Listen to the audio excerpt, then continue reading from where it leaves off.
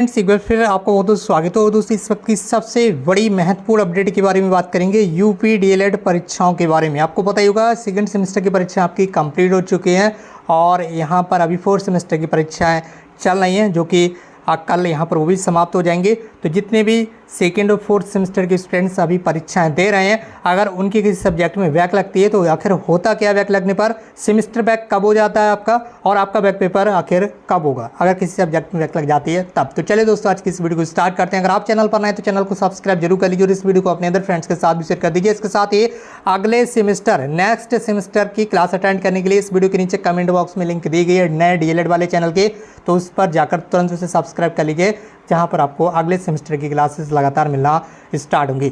तो सबसे पहले हम यहाँ पर बात कर लेते हैं कि बैक लगने पर क्या होगा। अगर आपके एक सब्जेक्ट में फेल होते हैं या दो सब्जेक्ट में फेल होते हैं, फेल होने का मतलब है बैक लगना। अगर आप एक सब्जेक्ट या दो सब्जेक्ट में आपकी बैक लगती है मतलब आप फेल हो जाते हैं, तो इसमें क्या होता है, आप इस सब्जेक्ट की परीक्षा दोबारा से दे सकते हैं, आपके सेमेस्टर पर कोई भी प्रभाव नहीं पड़ता है। ठीक है, मान लीजिए अभी आप सेकंड सेमेस्टर की परीक्षाएं दी हैं, सेकंड सेमेस्टर में आपके कोई भी एक सब्जेक्ट या दो सब्जेक्ट में आप फेल हो जाते हैं, तो नेक्स्ट ईयर जब भी सेकंड सेमेस्टर के एग्ज़ाम होंगे, ठीक है, जब भी सेकंड सेमेस्टर के एग्ज़ाम होंगे उस समय आप सेकंड सेमेस्टर का बैक सब्जेक्ट का फॉर्म फिल करेंगे और अपने उस सब्जेक्ट की परीक्षा दे सकते हैं।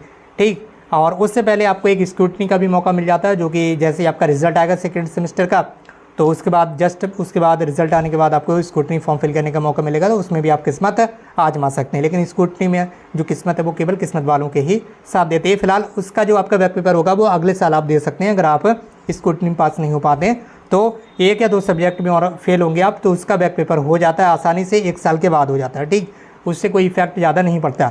लेकिन बहुत सारे स्टूडेंट्स ऐसे होते हैं जो तीन तीन सब्जेक्ट में बैक ले लेते हैं, कहते हैं भैया हमें तीन सब्जेक्ट में दे दीजिए, चार सब्जेक्ट में भी आ जाती है किसी स्टूडेंट्स की, कोई तो ऐसे भी महान होते हैं स्टूडेंट्स, वो 5 सब्जेक्ट में भी उनकी बैक लग जाती है। तो इन स्टूडेंट्स के साथ क्या होता है, आपको उस सेमेस्टर के सारे पेपर दोबारा से देना पड़ते हैं और आप अगले सेमेस्टर में नहीं जा पाते हैं। जैसे कि मान लीजिए अभी आपने सेकेंड सेमेस्टर की परीक्षाएँ दी हैं और आपके सेकेंड सेमेस्टर में 3 सब्जेक्ट में बैक लग गई, 4 में लग गई, 5 में लग गई, यानी कि 2 से ज़्यादा सब्जेक्ट में अगर आपकी बैक लग गई, यानी कि 2 से ज़्यादा सब्जेक्ट में आप फेल हो गए, तो आपको सेकेंड सेमेस्टर के सारे पेपर दोबारा से देना होंगे। कब देना होंगे, जब भी अगले साल सेकेंड सेमेस्टर के पेपर होंगे तब, उस समय सारे सब्जेक्ट के पेपर आपको दोबारा से देना होंगे। और अभी आप क्या होगा, अभी आप थर्ड सेमेस्टर में पहुँचेंगे ही नहीं, थर्ड सेमेस्टर में आप पहुँचेंगे ही नहीं। लेकिन अगर आपका केवल एक सब्जेक्ट या दो सब्जेक्ट में बैक लगी है तो आप थर्ड सेमेस्टर में पहुंच जाएंगे, यानी कि आप अगले सेमेस्टर में पहुंच जाएंगे और आपका जो बैक पेपर होगा वो अगले साल हो जाएगा, लेकिन आप अगले सेमेस्टर में अभी पहुंच जाएंगे। और अगर आप 2 से ज़्यादा सब्जेक्ट में आपकी बैक लगती है तो आप अगले सेमेस्टर में पहुँचेंगे ही नहीं, आप यहीं पर रुक जाएंगे सेकेंड सेमेस्टर में ही, और 1 साल के बाद दोबारा से सेकेंड सेमेस्टर के पेपर आपको देना होंगे, यानी कि पूरा 1 साल आपका ख़राब हो जाएगा। इसलिए आप कोशिश करें कि यहाँ पर ज़्यादा सब्जेक्ट में बैक ना लें। अब आप कहेंगे सर हमने तो पेपर दे दिए, हम कैसे ना लें, ठीक है, वो तो पेपर तो हो चुका है। तो ये सारी चीज़ें अब आपके ऊपर डिपेंड करती हैं। सारी चीज़ें आपको पहले से सोचना समझना थी कि कैसे लेना, आपको बैक कैसे नहीं लेना। ठीक है, अगर आपने पढ़ाई अच्छे से की होगी तो निश्चित रूप से आपको नहीं मिलेगी बैक, ठीक, कोई ज़बरदस्ती नहीं देगा। ठीक, बाकी सेमेस्टर बैक के बारे में मैंने आपको बता दिया। 2 से ज़्यादा ऐसे ही सब्जेक्ट में आप फेल होंगे, 2 से ज़्यादा सब्जेक्ट में सेमेस्टर आपका बैक होगा और आप 1 साल पीछे चले जाएंगे और अगले साल आपको दोबारा से सारे सब्जेक्ट के पेपर दोबारा से देना होंगे और आप अगले सेमेस्टर में भी नहीं पहुँच पाएंगे। ठीक, बैक पेपर कब होगा इसके बारे में भी मैंने अभी वीडियो में बता ही दिया, आपको सारी चीज़ें खुल के बता दी कि 1 साल का पूरा समय मिलता है इसमें आपको दोबारा से पेपर देने का। ठीक है, बैक पेपर चाहे आप दें और चाहे तो आपका सेमेस्टर बैक आप लेते हैं, जो उसका पेपर दें, सेमेस्टर बैक के सारे पेपर दें, वो भी आपके 1 साल के बाद ही होते हैं। ठीक है, फोर्थ सेमेस्टर के साथ भी यही होता है। और फोर्थ सेमेस्टर के बाद कोई नया सेमेस्टर आता नहीं है, तो फोर्थ सेमेस्टर के स्टूडेंट्स के क्या ही कहने, उनके तो मज़े ही मज़े, चाहे आप 1 सब्जेक्ट में बैक लीजिए, 2 सब्जेक्ट में बैक लीजिए।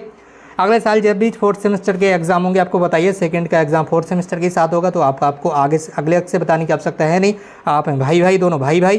ठीक, तो दोनों का एक साथ ही होता है पेपर, तो जब सेकंड सेमेस्टर होंगे तभी आपके भी हो जाएंगे बैक के। ठीक है, तो 1 साल का इसमें आपको मौका मिलता है। बाकी आप यही कोशिश करें कि बैक ना लें, क्योंकि अभी फोर्थ सेमेस्टर की तो परीक्षाएं चल ही रही हैं, तो आप अच्छे से देख लें जो भी आपके पास जैसा भी हो। ठीक, बैक ना लें तभी ज़्यादा बेटर है, वरना 1 साल तक आपको उसमें टेंशन रहती है। बाकी दोस्तों इस वीडियो को शेयर जरूर करें। इस वीडियो के नीचे कमेंट बॉक्स में लिंक दी गई है नए डीएलएड वाले चैनल की, जहां पर आपको अगले सेमेस्टर की जो क्लासेस है वो मिलना स्टार्ट होंगी। इस वीडियो को शेयर करना बिल्कुल ना भूलिए और टेलीग्राम ग्रुप की लिंक भी आपको इस वीडियो के नीचे कमेंट बॉक्स में दे दी गई, वहां से जुड़ जाइए हमसे।